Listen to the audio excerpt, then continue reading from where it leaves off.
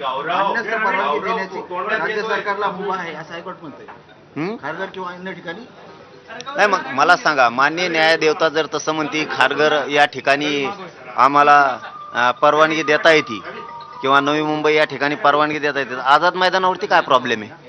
आझाद मैदानावरती अडचण काय?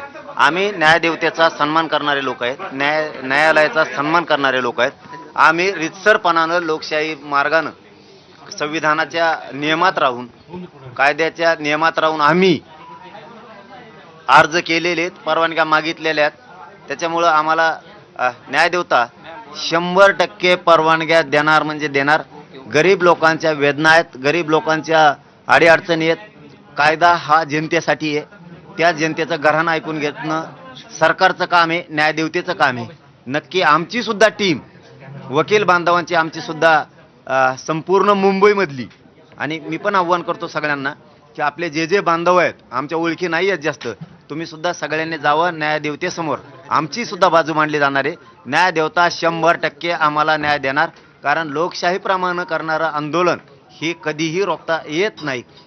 कारण ही तर मग आता असं जर सरकार करणार असलं तर मग तर इंग्रजाच्या काळात सुद्धा असं झालं नाही. इंग्रजाच्या काळात सुद्धा उपोषणं झालेत, लोकशाही मार्गानं उपोषणं झालेले आहेत. मग तर आता जिथे इंग्रजाची सत्ता सुद्धा नाही. सत्ताधाऱ्यांनी गोरगरिबांच्या भावनेशी इतकं खेळायला नाही पाहिजे, आणि मराठ्यांचा सुद्धा संयम देवेंद्र फडणवीसांनी बघितला नाही पाहिजे. न्यायदेवतेचा राहिला विषय तर न्यायदेवतेवरती आमचा विश्वास आहे. 100% आम्हाला परवानगी मिळणार, न्यायदेवता न्याय देणार. कारण आम्ही काय करायला होत म्हणजे नाकारायचे कारण तर द्यावं लागतील तुम्हाला, की या कारणामुळं आम्ही नाकारतोय.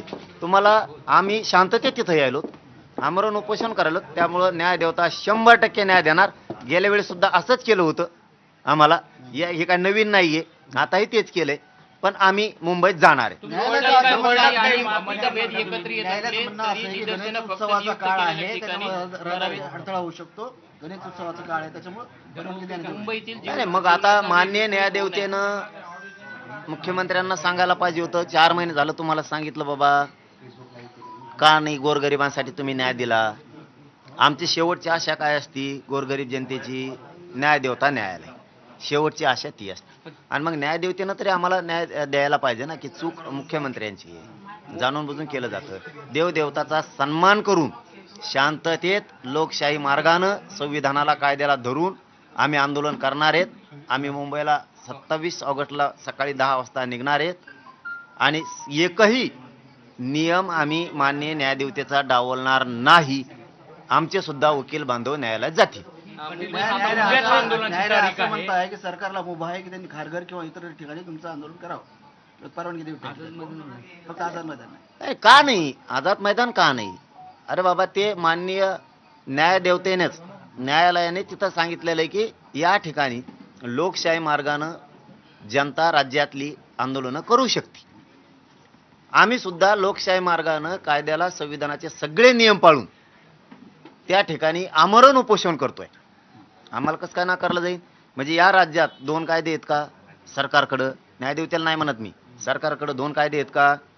तुम्ही म्हणताल तसंच एक, आणि न्यायदेवता म्हणून तसं एक. न्यायदेवतेने तर सांगितलंय तिथं न्यायालयाने की इथं आंदोलनं करू शकतात सामाजिक. तिथंच चाललोय आम्ही. सरकारने किती आडकाठी केली, त्यांच्या जीवावर आले देवेंद्र फडणवीसांचे. आरक्षण द्यायचं, कारण आमच्या खऱ्या मागण्यात, रास्त मागण्यात कायदेशीर आहे, त्यांच्या जीवावर आलंय म्हणून ते असं करतायत. आम्ही हटणार नाहीये. न्यायदेवता न्याय देणार. तुमच्या वकिलांचा काही सल्ला घेऊन काही सल्ला मसलत आम्हाला आत्ता माहीत झालं तुमच्याकडून. जातील आमच्या वकील बांधव, 100% जाणार. आमची बाजू न्यायदेवतेला ऐकून घ्यावं लागेल, आम्हालाही न्याय द्यायला लागेल. आम्ही सगळे नियम पाळून, न्यायदेवतेला आजच सांगतो न्यायालयांना, आम्ही तुमचे सगळे नियम त्याचा सन्मान करू. आझाद मैदानावर आंदोलन, शांततेत उपोषण करणार, आमरण उपोषण करणार, आणि मी 29 ऑगस्टला आझाद मैदानला येणार आहे. पाटील, 2 आठवड्यानंतर सुनावणी ठेवलेली न्यायालयानं. आता 15-16 घंटे राहिले असतील तुमच्या आंदोलनाला, तुम्ही जाहीर केल्यापासून. नाही, असं नाही होणार. आम्ही न्यायदेवता न्याय देणार. आमच्या वकील बांधव जातील न्यायाच्या निर्णयावर. त्या प्रक्रियेवर मला काहीही बोलायचं नाही. न्याय प्रविष्ट येते आता, त्याच्यामुळं आमचे बांधव, वकील बांधव सगळे जाणार, आणि परवानगी मान्य न्यायदेवता देणार. न्यायदेवतेवर मी बोलणार नाही, पण सरकारला सांगतो मी उद्या येणार आहे. म्हणजे न्यायालयाचे आदेश न्यायालयाचा आदेशाचा आम्ही सन्मान करतोय. न्याय देवता आमच्यावर अन्याय करणार नाही. आमचे सुद्धा वकील बांधव जाणार. आज काही मनासारखं न्यायालय झालंच नाही तर जर तरला नसतं. न्याय देवता ही सगळ्यांसाठी. असा दुहेरी कायदा नाहीये. सन्मान जनतेच्या मागण्याचा, जनतेच्या भावनेचा आणि कायदेशीर मागण्याचा, आंदोलन करण्याचा अधिकार प्रत्येकाला आहे. न्याय देवता तो अधिकार आम्हाला देणार आहे, हिसकून घेणार नाही. आमच्यावरती न्याय देवता अन्याय करणार नाहीये. आम्हाला सुद्धा कायद्याच्या मार्गाने लढण्याचा अधिकार आहे, संविधानाने दिलेला अधिकार आहे. त्या अधिकाराप्रमाणे आम्ही लढणार आहेत आणि न्याय देवता 100% न्याय देणार आणि आमचे वकील बांधव न्यायालयात जाणार. पाटील, आझाद मैदान सोडून दुसरीकडे परवानगी आहे, पण आझाद मैदान त्याच्याकडे. का नाही? हम्म, हम्म. असा अन्याय सरकारने करायला नाही पाहिजे एखाद्या मराठा समाजाच्या गोरगरिबांच्या लेकरांवरती. हम्म, हम्म, तुम्ही कितीही प्रयत्न केले, हम्म. आरक्षण फडणवीस साहेब मी घेणार आहे, मुंबईला येणार आहे. उद्या 7 वाजता, उद्या 27 तारखेला 10 वाजता आम्ही सगळे मराठी मुंबईकडे कूच करतोय. यापूर्वी शासनाकडे आधी परवानगी मागितली होती का परवानगी तुम्ही? मागितली होती का? किंवा सरकारकडे? तशी सरकारनं परवानगी दिली होती का आझाद मैदानासाठी? सगळं मागितलेलं आहे. तिथल्या टीमा सगळे काम करतात. व्यासपीठ उभारायचं काम चालू आहे. हम्म. म्हणजे परवानगी दिली होती अगोदर दिली सरकारने? असं तवाच करायलेत ना मुंबईकर. बरं. उगाच करायलेत का? दिलीच ना परवानगी. हम्म, हम्म. मग आता हे सरकारचा खेळ आहे सगळा, फडणवीसांचा, न्यायदेवतेचा नाही. नाही, देणार. मराठा आरक्षणासाठी छत्रपती संभाजीराजेंनी जेव्हा आझाद मैदानावर हे केलं तेव्हा त्यांना परवानगी मिळाली.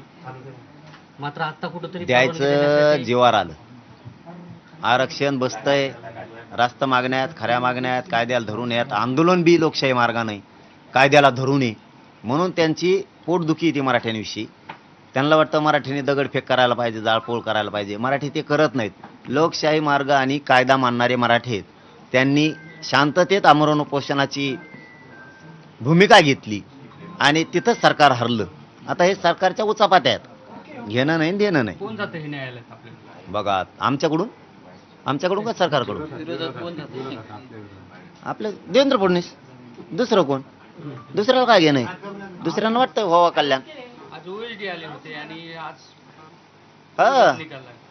आता काय ते डाव असू शकतो, पण मी आहे ना षडयंत्र तोडायला. मी कशाला आहे? समजा. मी असू शकतो, त्याचं काय सांगते. गावकरी सुरू झाले. हा, ते तर पहिल्या दिवसापासून सुरू येतं. कालचं जुळलं नाही.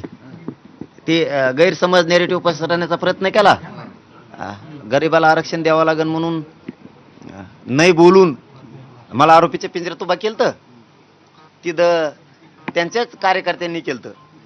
ते त्यांच्या लक्षात आलं. लोकांनी सांगितलं आमच्या आई बहिणीला आणलं तेव्हा तुम्ही कुठे गेलते? आम्ही तर नाही बोलून आमच्यावर आरोप करायला लागलात तुम्ही. त्यामुळे तिथं हारले. मग आता नवीन मान्य न्यायालयात गेले. मान्य न्यायदेवतेने लगेच काय सांगितलंय, कारण ती ऑर्डर आपण बघितली नाही, काय काय सांगितलंय. त्याच्यामुळे त्या ऑर्डरवर आमचे वकील बांधव जातील सगळे. न्याय मिळणार आम्हाला. गणपती उत्सवात कारण सांगितलंय रहदारी साडथळा होईल, आता गर्दी होईल, गर्दी होईल. सगळ्या त्याच्यामुळे गोष्टी. नाही, मग तसं कारण सांगते ना. खारघर किंवा असं इतर कोर्टाला काही सांगितलं. सरकारला मुभा आहे. अडथळा होणार नाही असे नियम देईन न्याय देवता. हम्म. पण करू नका आमरण उपोषण असं न्याय देवता किंवा न्यायालय म्हणू शकत नाही. हा, कारण सांगतील की तुम्ही एवढेच लोक जा, हे तर नियम असतील ना. अडथळा निर्माण होणार नाही असं तुम्ही जे सांगताल ते नियम करतो, पण तुम्ही उपोषण आझाद मैदानाला करू नका असं न्याय देवता नाही म्हणू शकत. तुम्ही अर्ज जरी केला असला तरी तुम्हाला आंदोलन कोणत्या ठिकाणी करायचं किंवा करायचं नाही हे सरकार ठरवलं असे सुद्धा त्याच्यात म्हटले. नाही, असं सरकार केव्हा मालक झालं? असं कसं होईल? असं नाही होऊ शकत. सरकार कसं ठरविल? न्याय देवता एवढे मोठे लोकांचा आधार आहे. आधार तुटन मग तर सरकार ठरेल म्हणल्यावर. मग उद्या सर लोक कापून टाकीन सरकार. पाटील, दाद मागून ही ऑप्शन म्हणून आझाद मैदानाऐवजी इतरस्त मैदान दिलं तर तुम्ही तो ग्राह्य धरणार का, स्वीकारणार आहेत का? आझाद मैदान का नाही? ते तुम्ही प्रश्न करणार. आझाद मैदान का नाही? खारघरचा पर्याय दिला तर तुम्ही पण का? तिथं कराल. का? नाही, पण आम्हाला न्यायालयाची कायदा- आदेश आली असती तर अहो, न्याय देवतेला तुमची काही लवचिक- आमची काय अडचण आहे?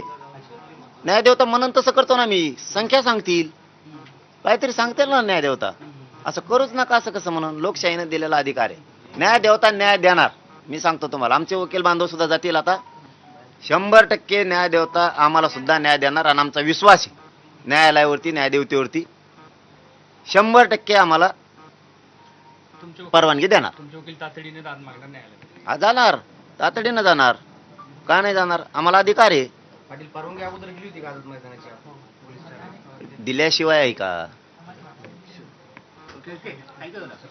नितेश राणेंनी एक काल चला, धन्यवाद. त्याला जाऊन दे. पाटील एक वक्तव्य त्याला जाऊ द्या. केलेलं चला आहे. चला, त्याला जाऊन दे. त्याला जाऊन द्या. त्याला जाऊन दे. ए, गौरव लाईव्ह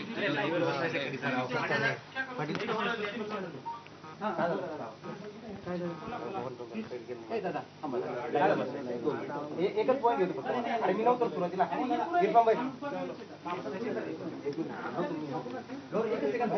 पाटील 8 वाजताच लाईव्ह हा पक्क.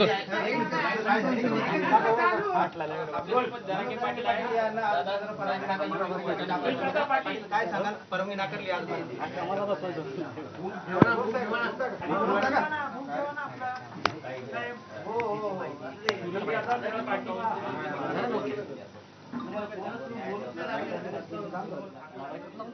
तर एक महत्त्वाची अपडेट, मराठा आरक्षण मंत्रिमंडळ उपसमितीच्या बैठकीला सुरुवात झालेली आहे. उपसमितीचे अध्यक्ष राधाकृष्ण विखे पाटील यांच्या उपस्थितीमध्ये ही बैठक सध्या सुरू आहे. मंत्री आशिष शेलार, उदय सामंत, चंद्रकांत पाटील यांच्यासह इतर मंत्री आणि अधिकारी या बैठकीला उपस्थित आहेत.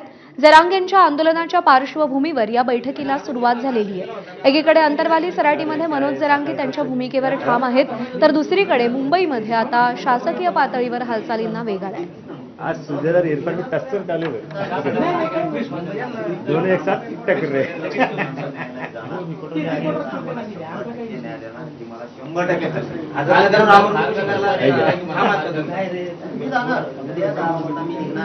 100% कारण लोकशाहीचा मार्ग जर सोडला असता, कायद्याचा मार्ग जर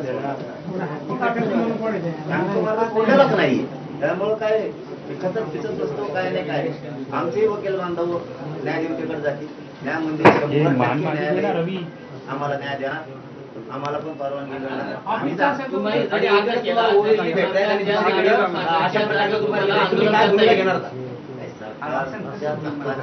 भाई ये मत लो, ये टिकटॉक चालू है दूसरे चैनल का. मैं चुप लगा हुआ, रिपोर्ट हो गया, प्रेस हो गए उनकी. ठीक है, बोलता हूँ रिपोर्ट.